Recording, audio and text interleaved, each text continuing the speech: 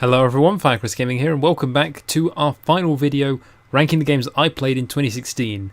We've been through a few games, I'll admit. Some were terrible, some were pretty good, and others just missed the cut. But now we're on to the best of the best. These are going to be my picks for the top 5 games that I played in 2016. Let's roll it with number 5.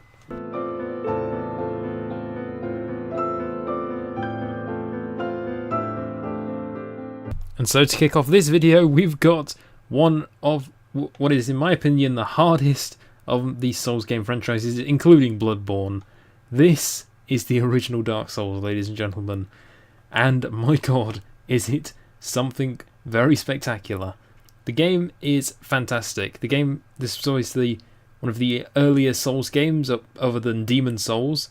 And to be honest, no game, I don't know, has felt quite as special as this in a way, because there's so many things that make you feel as though this is a genuine perilous adventure, unlike Dark Souls 3, 2, or maybe even any of the Souls game. There's so many things in this that restrict you from the start and just limit your early progress, that make it so difficult to carry on.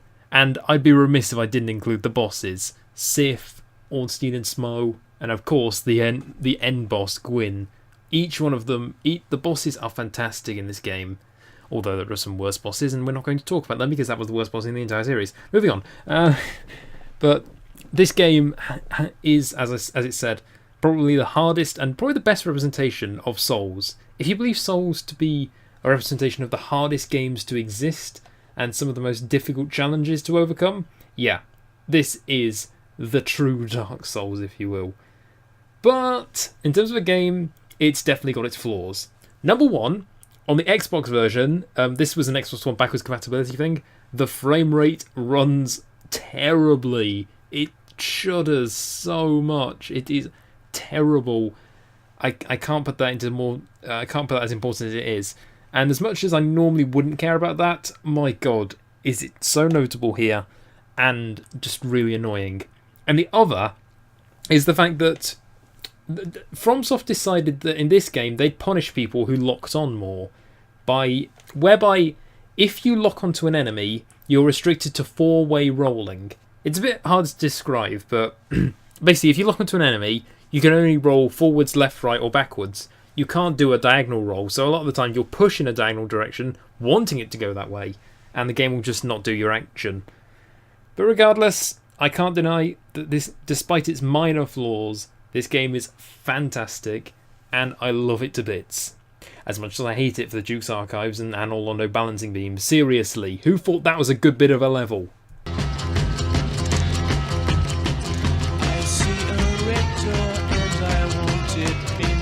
I just can't clear steer of controversy, can I? I honestly feel as though this game could be taken down a few spots for a lot of things that other people might think. Maybe the bugginess of the game, maybe the repetitiveness, maybe the somewhat cliched idea behind the story, but I love it. I honestly love this game so much. It's ridiculously simplistic, and it's just simple. You have a car, you have some guns, you have a revenge plot, go. That's the idea. That's the idea behind it. I don't want to spoil it too much for anyone who doesn't. I'm trying not to spoil any of the games pretty much for people who haven't played these and maybe want to. But I'm just going to say this now. As much as maybe you could say the story's a bit cliched, it's pretty good. It's pretty good. But to be honest, the gameplay of this is fantastic. Just shooting feels good in this game, and that's when you know you have created something rather special. There's no game that I wanted to... Put it this way, I got this, I believe, at the same time, Watch Dogs 2 and Titanfall 2. I didn't want to... The only game I wanted to complete faster was this game. But there's only 2 other things that I could say could put people off this game. Number 1, it's, as you saw there, it's a tiny bit graphic. The kills are rather brutal in this game. It's even worse when you get the knife, trust me. And secondly, for people who are a bit more sensitive maybe to Content, this might just rough you up a little bit. white man can't get a job, it ain't your nigga who staggers in his hide on the spot. They do put in a note before the game that all of this was only meant for the immersion, obviously, and not for any pointing fingers at anyone or the fact that that's their attitude towards it. So yeah, it may be a little bit sensitive for some people, but it's meant for the point of immersion, and to be honest, it does that perfectly. So yeah, I can definitely recommend this. And not to mention, there are really cool collector's editions that, while expensive, they have so many cool things to go along with them. I believe there's art books and stuff like that. It goes a little bit more behind the scenes. So yeah, definitely would recommend this game to pick up. I presume you don't get triggered by anything.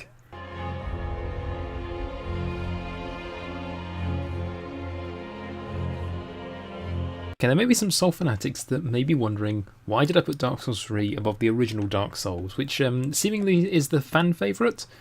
And I'll explain why. And I'll also go over its small problems first. The main problem with this game that, to be honest, I didn't even notice until a YouTuber named Democracy pointed out in one of his videos. You should definitely go watch him, very funny guy. And he noted that Dark Souls 3 was mostly fan service instead of showing how good this actual game was. Because basically, fan service is basically as if, well, take whatever game you want, bring the best original aspect of it back, and bingo, you have fan service right there. But to put it simply, there was so much of that in the main story of this game, which was nice, but it more shows off how good the game series was as opposed to how good Dark Souls 3 is. However, there are a lot better things as there are worse things. Number one, the combat was improved in this game to bridge the gap between the slower and more methodical Dark Souls and the quicker and more aggressive Bloodborne. And another thing is the fact that this game has arguably, I'd say at least, the best average bosses in the entire series. There are so many other in Bloodborne. I can name maybe 5 or 6 bosses that I consider I actually really like. In Dark Souls 3, I'd say over half of them I actually genuinely like. Just to go over them all, both Gundyrs, Dancer of the Boreal Valley, Abyss Watchers, Yhorm, to a point the Nameless King, and the Twin Princes, and also Osiris. I could honestly say that I like fighting all those bosses. They're all really, really good. So yeah, that's how I see it. Dark Souls 3 is the best overall game with the best bosses, and just generally everything is very good in this.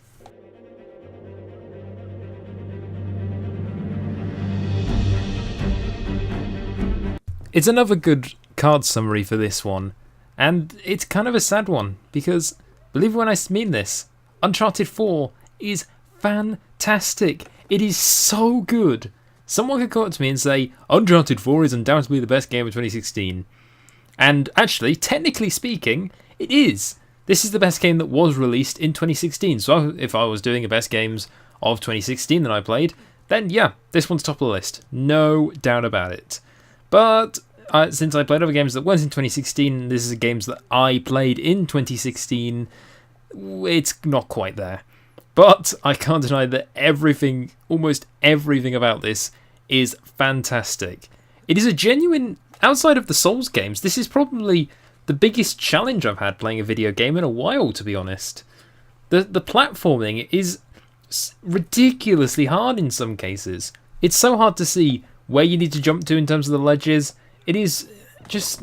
And then you have the shooting segments, which maybe they're not designed the best for crowd control, so you do actually need to find the right cover, which can be destroyed by enemies shooting at it, so then you have to move out of cover, find another one immediately, and it's just overall, it's tense, it's hectic, and it's awesome every step of the way. I've only got to chapter 9 so far, so I've still got a lot of ways to go, but I will happily finish this in 2017, and as far as I'm concerned, this game is on just such a huge level of awesomeness. I can't even describe it. Uncharted 4, not to mention the characters as well with Nathan Drake. Seems to be a bit of a wisecracker, basically. Just a bit, has some quite humorous lines along with his brother, Sam. Both of them telling really funny, humorous lines. And it's just a fantastic game all around. And so, Uncharted 4, the best game released in 2016. The best game I played in 2016, however, is...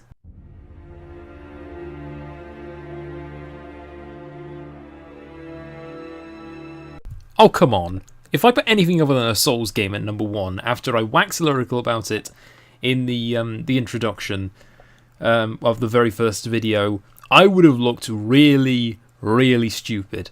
I'll admit, I was really considering putting Uncharted 4 at number 1. They were so close in the end that I went back and forth for it for a while, and then I realised something. Bloodborne was the only game when I got the PS4. When I got my PS4, Bloodborne was the only game that I wanted to come back and just play over and over and over and over again. So allow me to explain why I believe Bloodborne is the best game that I played in 2016. Number 1, the combat in its fast-paced style is so much fun, and it's just so almost badass in a way to be just darting around all over the place, swinging weapons. And using your gun as a parry tactic instead of the shields that you had in Dark Souls, which you no longer have, so you can't cower behind the safety of them. Instead, you do actually have to go into hand-to-hand combat and actually fight.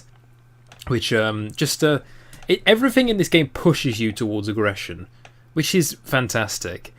And also, the setting for it, the slightly gothic, Victorian-esque setting of it is, one, horrifying. Not to mention, the further you get into the night, the more it descends into just darker and more horrifying territories with the enemies and the locations themselves. And then the bosses. Oh my god, the bosses. I'm not even joking when I say they are some of the best bosses I have ever faced in Souls games. Dark Souls 3 has some really good bosses that I would rank fairly highly amongst the... amongst the overall boss ranking, but Bloodborne, just these few, I can maybe these 2 or 3 I can easily put in some of the best bosses I've ever faced. Maybe in terms of their difficulty, maybe in terms of them just being so cool, maybe just me in terms of enjoying the fight despite it maybe not being that good. Those are Lady Maria's fight for the first. This is an all-out, action-packed fight. It's a fight between 2 hunters. The hunter fights are always the best in Bloodborne, and this one is no exception. Maria, at first, the fight is really, really easy. Then, Maria will start adding blood arts and flame to her attacks to make her a bit more difficult. But she can still be parried, and the fight, while relatively easy, is such a showcase of just... It looks amazing. The fire and blood arts look amazing on top of her weapon. Also, second fight, Orphan of Koths. Easily one of the most difficult boss I've faced in the series, but also one of the most rewarding, and it is crazy. The guy is crazy aggressive, won't stop, and has a rather disgusting appearance, which... is perfect for a Bloodborne boss. And the other, I can't not mention him, is Gehrman.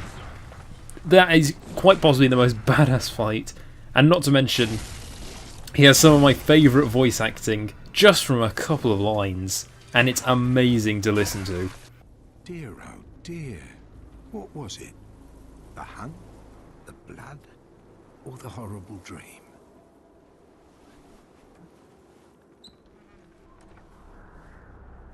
Oh, it doesn't matter.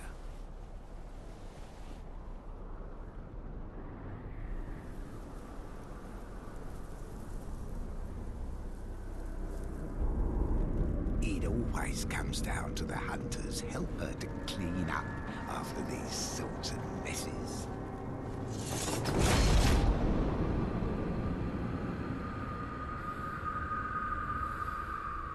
Tonight, Gehrman joins the hunt. Don't worry, there are other really good but just not excellent bosses as well, like the Cleric Beast, Father Gascoigne, Martyr Ligarius. Don't worry, there are some others, but I just decided to point out a few here. And the other thing is the fact that, I don't know, the game just feels a lot more better designed than the other games. So something like the shortcuts, they are designed perfectly for pacing. Basically, if you need a quick run to a boss, just use the elevators, or use all the shortcuts and elevators around the map that you use. There are times when the game does get extremely difficult and it can almost kind of feel unfair, but it's never been enough to make me stop playing this or give up on it. I will never give up on Bloodborne, and I'm never going to stop playing Souls games altogether. In my opinion, Bloodborne is the best game that I have personally played in 2016. So everyone, I hope you have enjoyed this list, ranking all the games. I really want to thank you for the people who did actually watch, hopefully for the people who actually watched this. It's been fantastic to make this and a nice little thing to work on while I, just to fill the time. And I also hope that you have a very happy New Year's. I'll see you in 2017, and let's see what the future holds. I'll see you then, guys. Goodbye.